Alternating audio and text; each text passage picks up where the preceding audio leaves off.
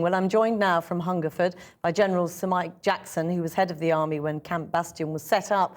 And here in the studio is Afghan writer and economist Sarajuddin Isar. General Mike Jackson, can I begin with you? 13 long, hard years. As the flag is lowered, do you look with a sense of pride or disappointment at what was achieved? Well, pride certainly in the courage, commitment of our soldiers and indeed our airmen. That, I think, stands out. We have paid a hard price. You've mentioned the casualties, and it has been costly. But to try and answer the question lying behind that introduction, I do believe Afghanistan is in a better place now than it was under the Taliban, who, let us not forget, gave succor to Al-Qaeda for training, planning, and all of that. But I do believe there is a limit, though, to what interveners can achieve in building a country, which is what the task became after that initial military success. It's a complicated matter, and it needs not just soldiers, but every other discipline too, to achieve a stable Afghanistan where there is security for their people. Yes, and I mean, you talk about security. Civilian deaths in the first half of this year went up by 17%. Afghan forces have lost more than 4,000 soldiers. Can we honestly say we leave Afghan a more secure place? That's not what I said. I said I believe overall it's in a better place than it was under the Taliban. But these are judgments which the Afghans themselves must make. Do they want to go back to the Taliban? Somehow I doubt that. But the requirement for Afghan security forces to continue to deal with the Taliban is self-evident. And we have put a lot of effort into training those security forces.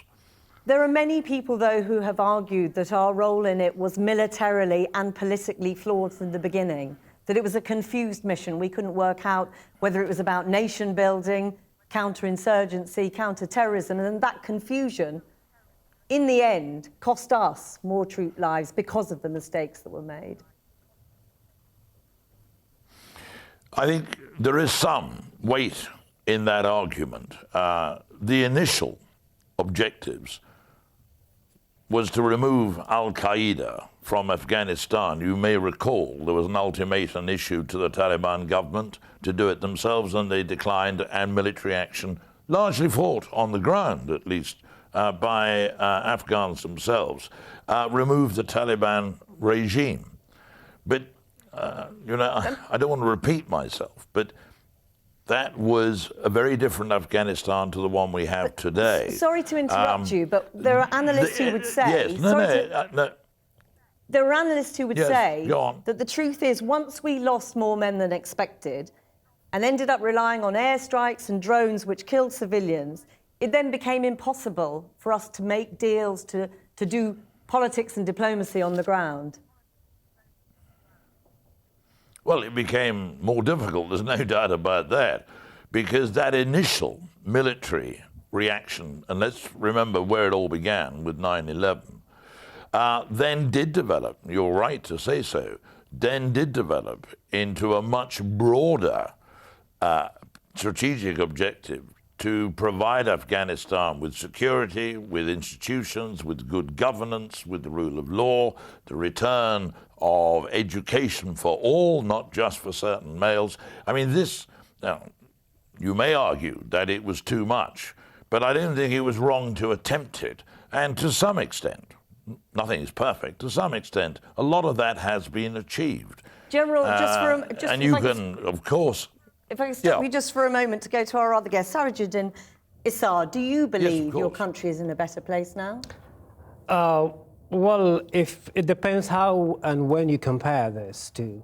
Because if you compare the current era to the time of the Taliban, I wouldn't disagree with General that it is relatively better, because the era of the Taliban, which I call it the dark days of Afghanistan, it's not basically comparative to what we see at the moment. But if you compare it to preceding eras, then I wouldn't call it it's a much better place to live in, given the huge amount of aid and international engagement that has happened in Afghanistan. So in a sense, what for you has gone wrong then, that things are not better than of course, you'd hoped? It could have been much more better than what it is at the moment, and I believe that international mission in Afghanistan could not achieve what it meant to achieve.